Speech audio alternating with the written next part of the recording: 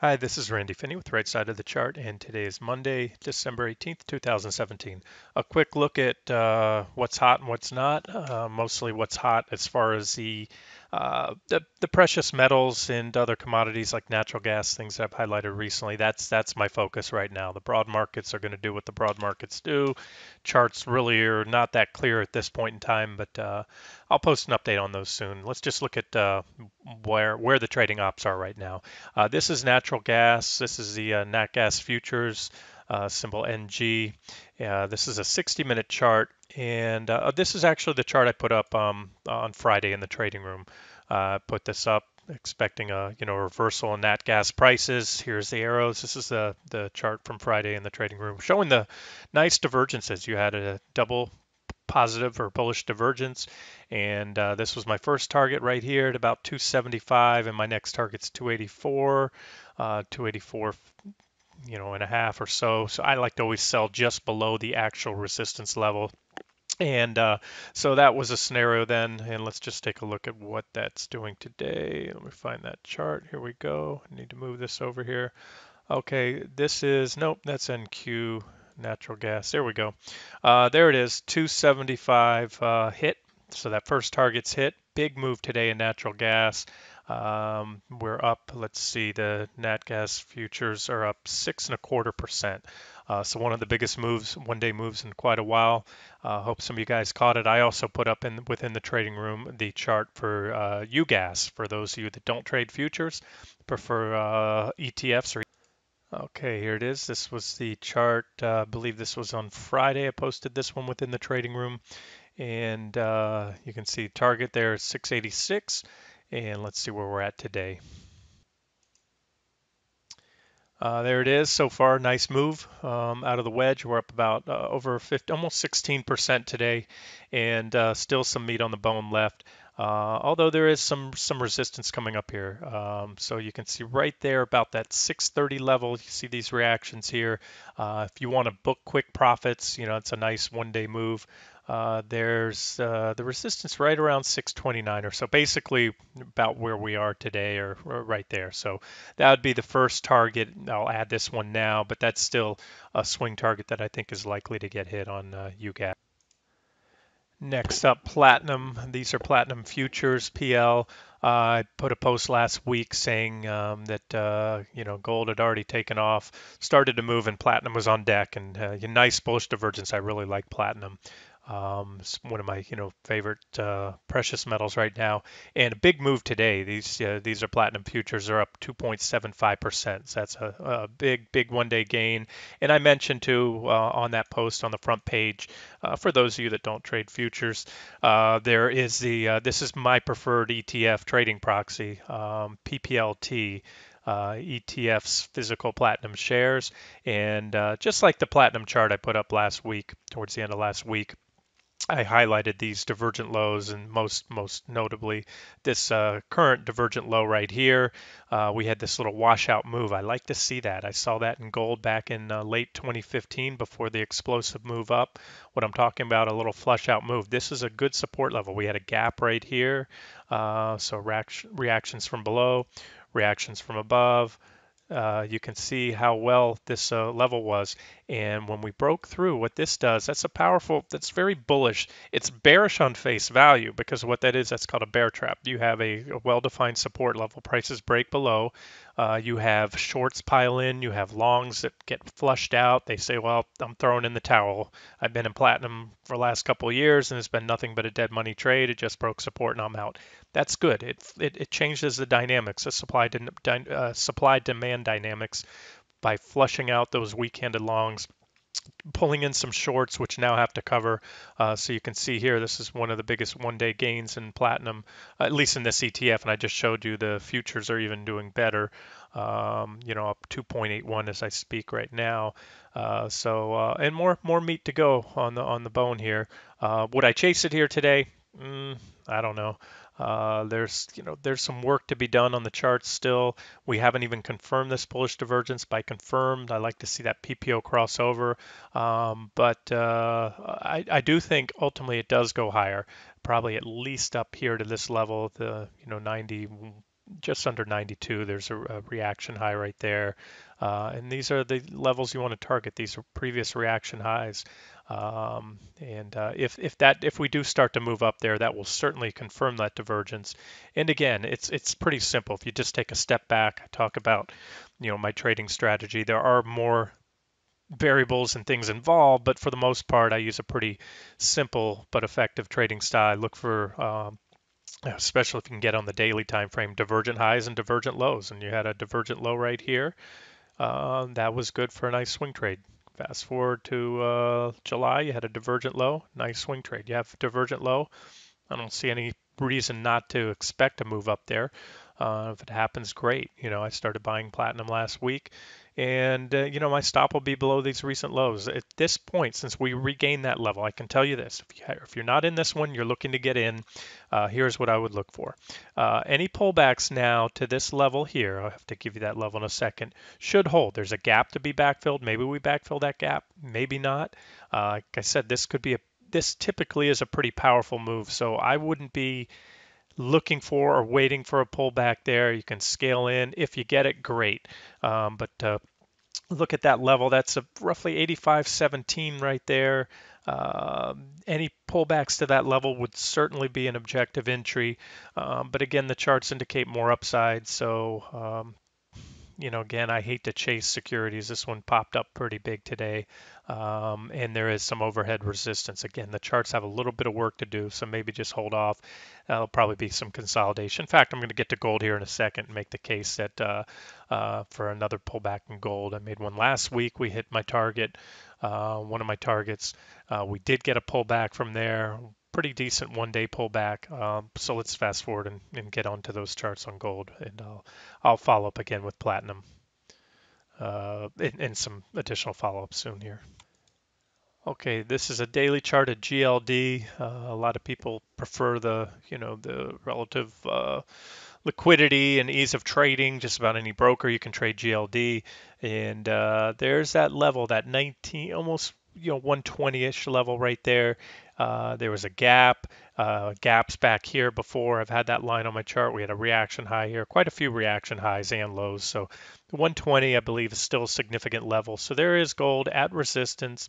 I've made the near-term bullish case. There's still some work to be done. Like I said, we need to firm that up. But we're looking now. You can see this PPO is turning up sharply. We're looking at a potential bullish crossover in the PPO. That's always a good thing. And we may come up and back test this trend line. I just wanted to point out that we've had a pretty decent move. I mean, this has been just in, what is that, 5 candles, 5 trading sessions. We're up, about over 2.25% or so. That's a pretty good move from gold. Nothing explosive, but a decent move. And then more importantly, if you can trade the rallies, or you can trade gold futures, which are leverage, or even some of the leveraged ETFs that trade gold, and you would have done more than that. Let's look at a couple other things that stand out on gold. Okay, I'm zooming all the way down to a 15-minute chart here, meaning each candle is 15 minutes of trading. You had this nice bullish falling wedge pattern. You had positive divergences confirming the bullish nature of the wedge. Breakout, I mean, this was textbook. There was your entry right there, and it's been a nice advance. So I've had this uptrend line here to watch. We broke below it, but as I suspected, the pullback wasn't very impulsive. We had a pullback, more of a correction in price, I should say, or in time. We traded sideways, and now we've punched back up, but we are back testing that trend line from below. There were enough reactions here that I think this trend line is still valid, and so it looks like a breakdown to back test. We're also at resistance, 119.86. You can see I have that line there. Give or take, you can move it up. The actual bottom of the gap would be this last candle before the gap occurred, so you want to put you could put the line right there. Roughly, I'm trying to grab the bottom of that candle, that last 15-minute candle before we gap down. So there it is, 120. That's the level in gold. That's the gap. And we basically hit it today and looks like we reversed off it. So point being, gold is at resistance. We have some potential, not confirmed, potential negative divergence here. I say potential because the MACD is still pointing higher. The RSI has made about an equal high. So there's still potential divergence as long as we don't go any higher. Otherwise, the RSI will have made a new higher high. Okay, there it is. I added that line for you there. So that's it. If you were in this gold trade or in GDX, remember the miners will follow. Sometimes they'll lag behind a little. Sometimes they'll lead gold. But at this point, if you weren't already long, I wouldn't be chasing gold right here. And if you were long, you might consider taking some profits. And again, it depends on what type of trader you are. If you're a very active trader, I am because I have that luxury to be in front of the computer all day. So I've been trading gold futures long and short, and just took some profits here, and actually have reversed it just before this video started for a potential pullback trade with a stop not far above where we were. Again, I'll show you that chart here in a second.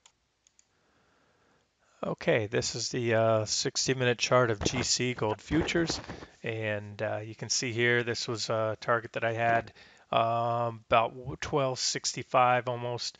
Yeah, there's a couple reactions there. So we've now hit that target, slightly exceeded it, but there's potential divergence. Again, potential because it's not confirmed. We'd have to have gold prices or gold futures turn down soon, put in a lower low here on the MACD as well as the RSI, which is almost at its previous reaction high. So gold either pulls back here now, or it'll burn through these divergences and head on up to this next target I have here. That's 1273.58. So I'll call it roughly, 1273 somewhere in there. So that's a near-term outlook for gold. So getting a little stretched in the very near term, and I think we get a little pullback here and it may come back in. I'll tell you, if we get back down here, if you're looking to get into gold, if we hit 1253 again, that's where we pulled back after hitting my this target here. I pointed out the other day, 1261. All these targets were listed in advance. We hit that one, blasted on through that first target. 1261 was the next one. We hit that target, pulled back to the 1253 support level, almost a perfect pullback. I mentioned that, put up a post there that would be an objective long entry. From there, it reversed. We punched up to that next target there, that 1264.67, hit that, and now we're again a little bit above that target, and I'm leaning towards just a quick pullback. And from there, my plan is just to get a quick pullback here, probably at about this level here, that 1261, and then just step aside and see what happens with gold. Again, it's a little stretched near term, but if you're looking where to get in, I think if we get back down to 1253, great.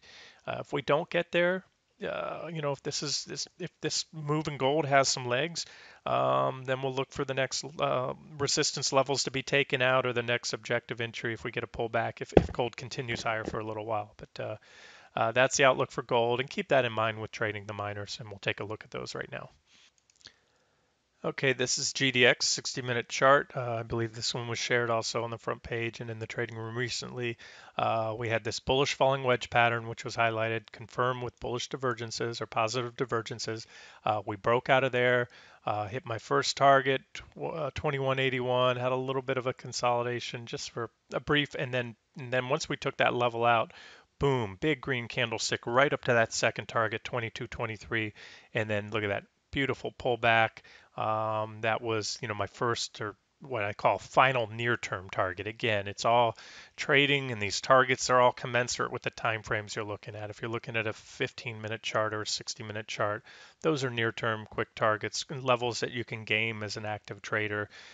Book profits there at that target, and then recycle back in on the pullback to support. And this was a former resistance level. You can see it was support here, resistance there, boom, punch through it.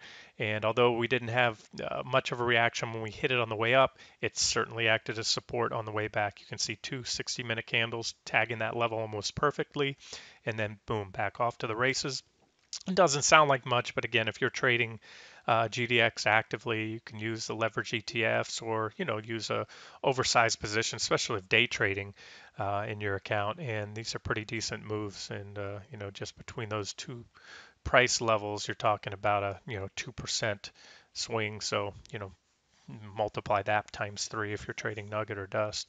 And so that's here's the story now. We're at, once again, resistance. This was a momentum fueled overshoot, meaning we went up through there in that very strong impulsive candle. We briefly broke through there because the momentum was, the stock was going, or the ETF was going, vertical. Had a little bit of an overshoot and then fell back below. But then on that subsequent test, when you can see prices have moderated a little, perfect test, boom, kissed it, boom. We almost kissed it today. It looks like we're a little shy, but that's the story. The resistance is resistance until unless broken. I think that ultimately this level gets taken out, and maybe that happens before another pullback, maybe not. All I can tell you right now is if you are long and you're looking where to take profits because you were in down here and you didn't take it already, typically I like to take it on the first tag there, but this would be an objective level again to either book profits or watch that level 22 23. Watch it to be, if it gets taken out with conviction, an impulsive candle, especially a 60-minute close above. And as always, when you have reaction highs, because we did overshoot it with momentum, those are significant levels now. So now 22 23, I'm sorry, 22 32, that level needs to go. But there's a lot of supply overhead, so I think the next 4 or 5% in GDX is not going to be as easy as this, first 4 or 5% or whatever that was there, because you can see a lot of supply. We had that sideways trading range, but if we can get above there, and we'll really have to step out to the daily charts from beyond this if we break above that level. But I guess what I'm trying to say is there it is, guys. We have gold at resistance. We have GDX at resistance. GDX has moved up in just a matter of a couple trading sessions, 5%. One of the bigger moves in a long time. The charts, there was certainly a case made here on the 60-minute charts, but on the daily chart, look, we've got a lot of resistance. That's that same sideways trading range I was just looking at on the 60-minute chart. There's a lot of overhead supply here. I don't have bullish divergence like I like to see on the daily chart, so I'm tempering my outlook at this point, my very near-term outlook. And again, my longer-term thoughts were all put together in that video I did the other day on the GDX components. So there's a lot of trade ideas there. There's certainly some individual mining stocks that look better than others. Let's just end that there. I guess the point being, shorter term traders, it's up to you. You may want to book some profits here. You can always recycle back in. Longer term traders, if you were able to, get in down here recently, you're profitable now. You can set your stops at break even or even slightly higher to assure a profit and let things ride. As I look at this now, I see what appears to be a possible flagging action. I should point that out right here. The nature of a bull flag or a bullish pennant, which in this case, well, we're probably more of a bullish pennant, is you have an impulsive move and then some sideways consolidation, ideally on lower volume, which is the case here. I don't know if you can make out the volume bar. There was a big volume bar on that impulsive candle up the other day, last week, and volume was a little bit lower on this consolidation. So if that is a valid bullish pennant continuation pattern, what you do is you take the length of the flagpole. You can use that candle, but it's really, I'll start here from this move up. That's the 2-day impulsive move up. The first day was just a bottoming action. And then add that to the bottom of the pennant pattern. And see, this would take us up right around to that $23 target or slash resistance zone that I have there, give or take. And of the two, I would set my targets if you're holding out as a swing trader. You're not a very active trader, but you want to swing this move in GDX a little higher. I would target right around $23, maybe just a hair below, even though the bull flag measures a little higher. In fact, the bull flag measures, or the bullish pennant, right up to those previous reaction highs. So there it is, 23 to 23.15, we'll call it. That's my next target zone. And that's, of course, a bullish case. If the flag breaks out, what you want to look for on a breakout of a bullish flag or bullish pennant is impulsive price action. You want to see an impulsive breakout, expansion in volume. And, the bearish cases I just laid out has us pulling back and kind of digesting this recent run. And again, it would be just a near-term bearish case, a little softening of prices here, a little pullback. If anything more develops, I'll update you guys. But as of now, that's all I'm looking for. At most is a little bit of a pullback there. I think I covered everything I wanted to. I know this wasn't an all-inclusive video. Again, just some of the things that stand out to me, some of the things that I'm trading actively right now, where I think the opportunities are. Um, and I'll go from there. I'll also mention, probably do another update on commodities. I'm starting to see some commodities firm up. I'm talking about agricultural commodities, some of the softs and other things like that. Did a video recently, but I'll update any that stand out soon as well. And we'll go from there. This has been Randy Finney with Right Side of the Chart. Hope you enjoyed it.